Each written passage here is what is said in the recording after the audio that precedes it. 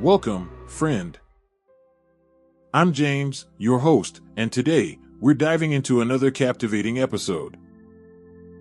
Grab a drink, get comfortable, and get ready for a powerful story that's sure to resonate. If something hits home, share your thoughts in the comments. Let's dive in. My mom chose my cheating ex over me in Los Angeles, and I'm still reeling from it. Throwaway for privacy. Los Angeles, city of dreams, sun-soaked streets, and relentless ambition. That's where I grew up, cradled in the warm embrace of palm trees and the faint echo of ocean waves crashing against the shore. Raised by a fiercely independent single mom after my dad passed away when I was just a toddler, my life was woven with threads of hope and struggle. My mom was my anchor in this sprawling city, pouring her love and sacrifices into every moment, nurturing my dreams while teaching me the value of hard work. She thrived in the chaos of Los Angeles, juggling multiple jobs to ensure I had everything I needed, often working late into the night while I studied. I admired her resilience and often thought of her as a superhero in disguise. Throughout my childhood, my mom cheered for me at every achievement, big or small, from winning spelling bees to landing my first job. I soaked in her pride like sunlight, feeling invincible with her unwavering support. But as I would soon discover, even the strongest foundations can crumble, and the love that had sustained me would be put to the ultimate test. I entered my teenage years with aspirations to make a mark in the world, driven by my mom's encouragement and the vibrant energy of the city around me.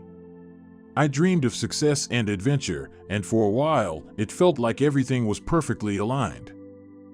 When I was 20, everything changed in an instant. I met my ex-girlfriend at work, our relationship blossoming from casual office interactions into something deeper and more meaningful. It was exhilarating, the late-night talks filled with laughter, shared dreams of the future, and the soft kisses stolen between deadlines. She was vibrant and magnetic, with an infectious laugh that could light up even the dreariest of office days. Our chemistry was electric, and for a time, it felt like we were living in a romantic movie filled with passion and adventure. But as she transitioned into a new job, everything shifted. The excitement of her new position opened doors to new opportunities and new people. It didn't take long before she became entwined with a new coworker, a guy who fit the mold of the quintessential LA heartthrob, all chiseled jaw, perfectly tousled hair, and that effortless charisma that draws people in like moths to a flame. He was everything I wasn't: confident, suave, and with a magnetic charm that left everyone, including my girlfriend, starstruck. It was a recipe for disaster, and I was blissfully unaware of the storm brewing beneath the surface of our seemingly perfect relationship. My feelings of security started to wane as I noticed her texting late into the night and laughing a little too hard at his jokes. I brushed it off, convincing myself I was being paranoid, but deep down, the nagging sense of dread grew stronger. The bombshell hit one fateful night after she returned from a so-called girls' night. I remember sitting on my couch, scrolling through my phone, blissfully unaware of the storm that was about to hit. The atmosphere felt light, punctuated by laughter and the flicker of candlelight. Then she walked in, cheeks flushed, eyes darting away from mine like she was hiding a secret. The tension was palpable, a thick layer of unspoken words hanging between us. I felt a shift in the air, an electric tension that made my heart race. And then, with the nonchalance of someone ordering a latte, she confessed. My heart sank as she recounted her escapade, how she had succumbed to temptation with the new guy. The betrayal felt like a knife twisting in my gut, severing the bonds of trust and love we had built. I stood there, reeling from the blow, my mind racing as I tried to process what she was saying. How could you do this to me? I finally managed to choke out, my voice barely above a whisper. She tried to explain, to justify her actions, but it was too late. The damage was done, and I felt the world around me collapse. My heart raced, fueled by an overwhelming mix of anger, sadness, and disbelief. Fury overtook me, and I ended things on the spot, tossing her out like yesterday's trash. My emotions swirled, anger, disbelief, heartache, as I paced my living room, replaying her words in my mind like a broken record. It felt like a bad dream I couldn't wake up from. My sanctuary felt like a prison, the walls closing in as the weight of betrayal settled heavily on my chest. My phone buzzed with notifications, but I couldn't bring myself to look at it. I was trapped in a whirlwind of despair. As I was trying to process the whirlwind of emotions, my phone rang. It was my mom, her voice cutting through the silence with an edge that sent chills down my spine. "I can't believe you. This isn't how I raised you," she shouted, her tone filled with fury and disbelief. I was bewildered, grappling with the knowledge that my mother was about to side with the very person who had betrayed me. "What do you mean?" I asked, confusion clouding my mind. That's when she dropped the bomb. My ex had accused me of cheating and claimed to have proof on my phone. It felt surreal, like I was in a twisted reality show where my life had become a scripted drama. My mind raced as I tried to reason with her, desperately explaining that it was my ex who had cheated on me, not the other way around. But my mother wouldn't hear it. "I can't have a son who cheats. You've disappointed me," she spat, her voice cracking. The betrayal stung deeper than I could have imagined. I had always admired the bond my mom shared with my ex. They had become friends, bonding over shopping trips and late-night gossip sessions. But now, that friendship felt like a dagger aimed straight at my heart. My mom's words echoed in my mind: disinheritance, betrayal, disappointment. My world crumbled. I felt like I was in a nightmare, fighting to wake up while the darkness closed in around me. I had always looked to her for guidance and support, but in that moment, I felt utterly alone, abandoned by the person I thought would always have my back. The isolation was suffocating. My grandparents chimed in, voicing their disappointment, emphasizing that I deserved every ounce of pain. It was a family coup, and I was the target. My mom's unwavering support, which had once been my fortress, now felt like a prison. The weight of their judgment bore down on me like a heavy fog, wrapping around my heart and squeezing until I could barely breathe. I found myself retreating into solitude, unable to face the world that had turned so cruel. The only solace I found was in my best friend, who stood by me, furious at my mom's betrayal. I remember leaning against him, tears streaming down my face as he held me tightly. "You're not a liar, man," he assured me, his voice steady, offering me the support I desperately needed. It felt like I was gasping for air, and he was my lifeline, grounding me in a time when I felt completely adrift. As the days turned into weeks, I tried to move on. My heart healed slowly, but trust felt like a distant memory. I was angry, not just at my ex, but also at my mom for her blind faith in someone who had hurt me so deeply. I avoided family gatherings, keeping my distance from my grandparents and anyone who might remind me of the chaos that had erupted in my life. Then, nearly a year later, the doorbell rang, shattering my fragile peace. I opened the door to find my mom, eyes glistening with unshed tears. Instinctively, I felt a wave of emotions crashing over me, and I slammed the door, unable to confront the whirlwind of feelings. "Why are you here?" I yelled through the door, fury and confusion intertwining. She begged to speak, her voice trembling with regret.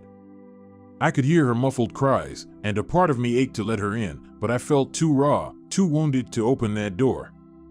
After what felt like an eternity, I reluctantly opened the door.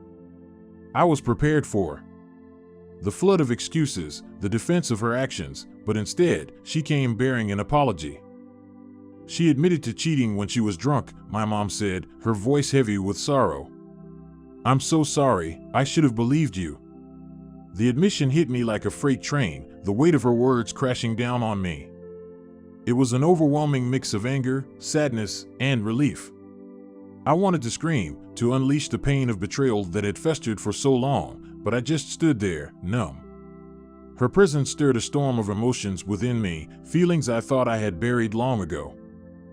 Her calls became a constant reminder of my internal conflict. "I miss you," she would say, her voice laced with a desperation that twisted my heart. "I know you probably hate me, but I can't live with this." I still loved her, she was my mom, but the fracture in our relationship felt insurmountable. I wanted to forgive her, to reclaim the bond we once had, but the betrayal was a shadow that loomed over every conversation, a constant reminder of the wounds that had yet to heal. Each time my phone buzzed with her name, my heart raced, caught between the longing for connection and the fear of further heartbreak. I often found myself staring at the screen, battling between my desire to talk to her and the overwhelming urge to shut her out entirely. I wanted to believe in her sincerity, but each time I picked up the phone, I could still hear the echoes of her words during that fateful confrontation. In a moment of uncertainty, I decided to meet her again. I texted her, asking her to come over, and within 15 minutes, she was at my door. My heart raced as I prepared to confront the chaos. I sat her down in my living room, determined to air out everything. The room felt charged with tension, like a live wire ready to snap. "Tell me about my grandparents. What about your will? Are you still in contact with my ex?" I fired off questions like a barrage of bullets. The interrogation felt necessary. I needed answers to the questions that had plagued my mind since that night. She explained that she'd informed my grandparents about the situation, expecting them to reach out and offer their support, but their stubbornness kept them from contacting me. I could feel the tension in the room, the air thick with unspoken truths. It was as if the walls were closing in, suffocating me with the weight of our unresolved issues. The silence stretched between us, a chasm filled with hurt and misunderstanding. Then she dropped a bombshell that caught me off guard. When I found out, I punched her so hard she lost a few teeth. I blinked, torn between disbelief and a bizarre sense of satisfaction. The image of my mom confronting my ex, fists flying, painted a twisted picture of justice that made me chuckle despite the gravity of the situation. For a moment, I imagined the scene vividly, my mom, usually the picture of calm and poise, unleashing her pent-up rage on the very person who had caused so much pain. It was a fleeting thought, a small glimmer of humor amidst the emotional chaos, and I found myself chuckling at the absurdity of it all. She continued to apologize, her voice trembling. "I know I messed up, and I probably don't deserve your forgiveness. I let my past cloud my judgment." Her admission hit home, stirring something deep within me. As she spoke, I felt a flicker of compassion for her, but doubt lingered. I wanted to believe her, to trust that she would stand by me in the future, but the scars from our past were too fresh. "How do I know you won't throw me away again if I find myself in a similar situation?" I challenged her, my voice firm.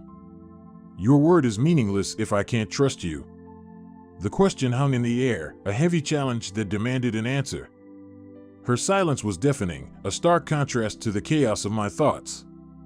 I watched as tears pooled in her eyes, and for a brief moment, I felt a wave of sympathy wash over me. She begged for my forgiveness, tears streaming down her face as she struggled to hold herself together. "I can't forgive you yet," I finally admitted, my heart aching. "I see your efforts, but you need to prove that I can count on you." Her eyes brimmed with tears, and for a moment, I saw the vulnerability that lay beneath her strong exterior. I could feel her sincerity, the depth of her remorse. This was my mother, a woman who had devoted her life to raising me, now standing before me, stripped of her pride and pleading for a second chance. The rawness of the moment pulled at my heartstrings, but the pain of betrayal still echoed loudly in my mind. Months passed, and my mom kept trying to bridge the gap. She would call often, her voice tinged with a mix of desperation and love. I recognized her efforts, but the trust had shattered, leaving me feeling adrift. After a particularly difficult day, I decided to reach out to a therapist, seeking guidance and support. It was time to unpack the emotional turmoil that had become my constant companion, to confront the ghosts of the past and find a way to heal. Therapy sessions became a lifeline for me. I learned to articulate my feelings, to explore the anger and hurt that had been buried deep inside. I shared the story of my mom's betrayal, the way her disbelief had cut me to the core, and how I had felt utterly abandoned in my time of need. My therapist helped me recognize the complexities of my emotions, the love I still held for my mom, the pain of her betrayal, and the struggle to reconcile the two. Each session was like peeling back layers of an onion, revealing new insights and deeper wounds. I slowly began to understand that healing would be a journey, not a destination. Fast forward to today, and I feel lighter. Therapy has helped me navigate the complexity of my feelings. My mom has been trying harder than ever to reconnect. She helped me move into a new apartment, canceling important work appointments to be there for me. Every time I see her, there's a part of me that wants to forgive her, but the trust is still a fragile thread. Each visit is a delicate dance, filled with unspoken words and cautious optimism. As I settled into my new apartment, my mom would frequently check in, often bringing me little surprises, a favorite snack, a handwritten note, or even a simple text asking how my day was. Each gesture felt like a step toward rebuilding our relationship, but I couldn't shake the feeling that things would never be quite the same. I also began to spend more time with my best friend, who had been my anchor during the darkest days. We'd meet up for dinner or just hang out, reminiscing about old times and dreaming about the future. He often reminded me that I was not defined by the betrayal, but rather by my resilience in overcoming it. His friendship helped to fill the void left by my mom's absence, offering me a safe space to express my frustrations and fears. As for my ex, the last I heard, she was dumped by the guy she cheated with, left alone in a whirlwind of bad choices. I found a strange sense of satisfaction in that news, a flicker of karmic justice that made me chuckle. It was a reminder that actions have consequences, and while I had been hurt deeply, I was slowly reclaiming my power. I didn't want to dwell on her anymore, but it was hard to ignore the feeling that I had dodged a bullet. Looking back, I realized that the experience, as painful as it was, taught me invaluable lessons about love, trust, and the complexities of human relationships. My mom's betrayal had shattered my trust, but it also pushed me to confront my own feelings and seek help. I discovered my capacity for forgiveness, not just for her, but for myself. I learned to set boundaries and prioritize my mental health, recognizing that healing is not a linear process. As I move forward, I remain cautious yet hopeful. My relationship with my mom is still a work in progress, but I can see the flickers of the bond we once shared. It's not perfect, but it's real, and for now, that's enough. Thank you for taking the time to read my story. I'm still navigating this journey, and I'll keep you updated on the twists and turns that lie ahead. Life is messy, but I'm learning to embrace the chaos and trust that brighter days are on the horizon.